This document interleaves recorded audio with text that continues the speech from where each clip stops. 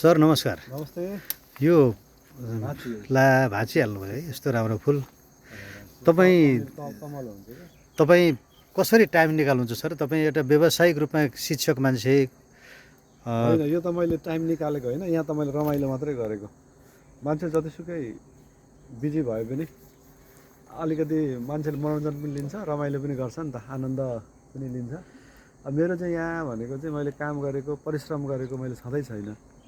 म त यस ठाउँमा भनेको चाहिँ आनन्दित भइबस्छु क्या। जति मैले यहाँ निस्केँ धेरै प्रजातिका लगभग आनन्दितै छु। मसित करिब यो त्यो बिरुवाहरू मात्रै भनौँ न, बिरुवा भनेको सबै गरी क्वालिटीका यो चरी अमिलो छ नि, यसलाई पनि बिरुवा मान्दा करिब 200 भन्दा बढी प्रजातिका बिरुवाहरू मसित छन्। अब यी त अब सोतै सुरु त आफै भयो। तपाईँले आफै मेहनत गरेर लगाउनु भएको छ नि यो फुलहरू। मैले अस्ति गरेको मैले करिब 84वटा बिरुवा प्रकारको बिरुवाहरू मैले लगाएको चाहिँ। हजुर, मैले रोपेको, मैले एउटा भिडियो पनि बनाएको छु। हजुर, त्यसमा चाहिँ 84 प्रकारका बिरुवाहरू रहेछन्। त्यो मैले गन्दाखेरि त्यो देवीसी टोला युट्युब च्यानल भन्ने छ, हजुर। त्यसमा चाहिँ मैले त्यो हालेको छु। सबै गन्दै जाँदा 84वटा। यो प्रकृतिलाई तपाईँले प्रकृतिलाई प्रेम गर्नुहुन्छ भन्ने देखियो होइन?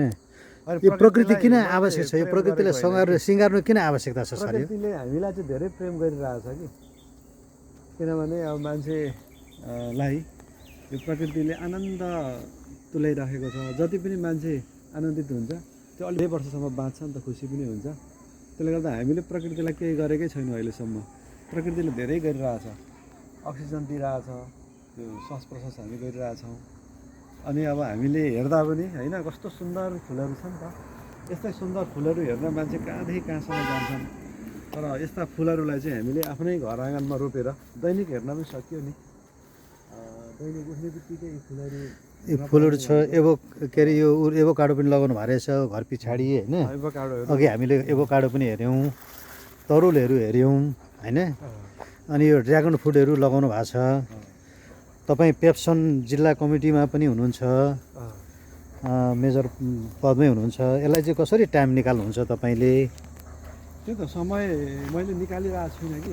म यसो यतातिर आउँछु, खुसी हुन्छु। म त्यो खुसीकै क्रममा केही काम मैले गरेको मात्रै हो।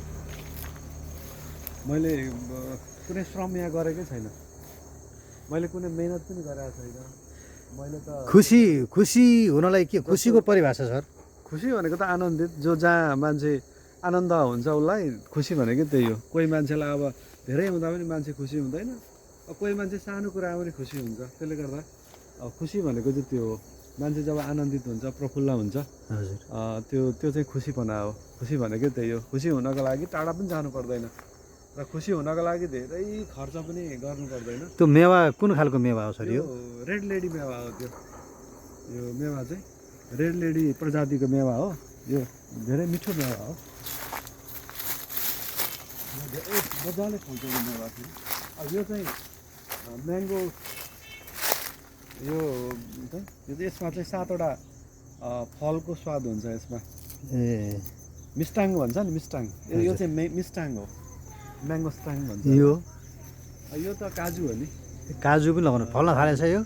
काजु कोर चाहिँ फल्यो होइन। अब यसपछि के गर्छ होइन?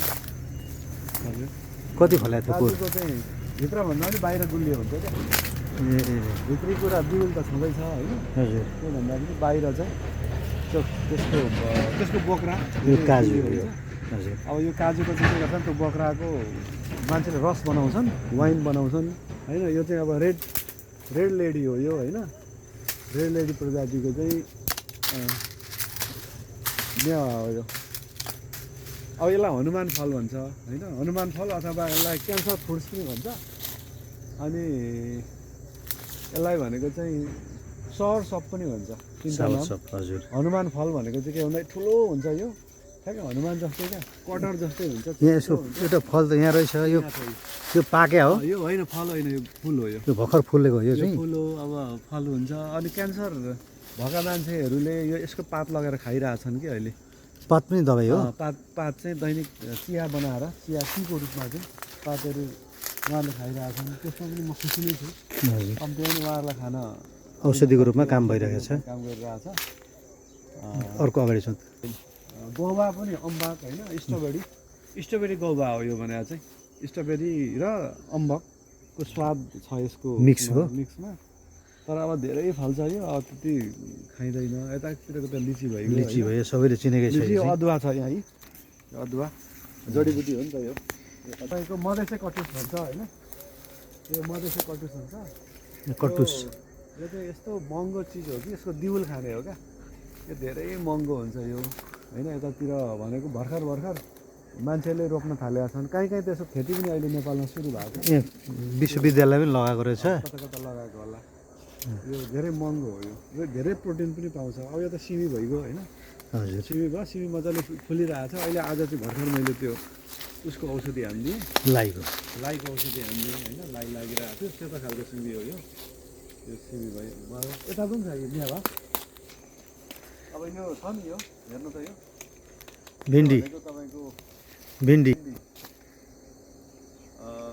भिन्डी हो होइन अब यो नखाएर चाहिँ यो छिप्पिसक्यो यो रेड लेडी हो म तपाईँलाई यो अलिक पाक्न लागेको छ मैले दुईवटा दिएँ भनेर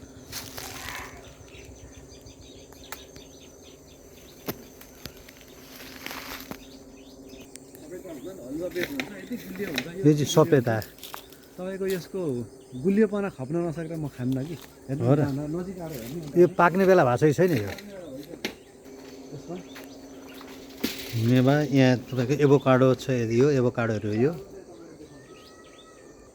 तपाईँको त्यो चिनीभन्दा पनि ज्यादा गुलियो हुँदा यस्तो स्वाद चाहिँ खास मलाई मन परेन यत्रो छ है सबै त मजाले फलेको छ राम्रै फल्यो रहेछ तर यो अझै फल्छ है योभन्दा धेरै राम्रो एकदम झप्पै फल्छ।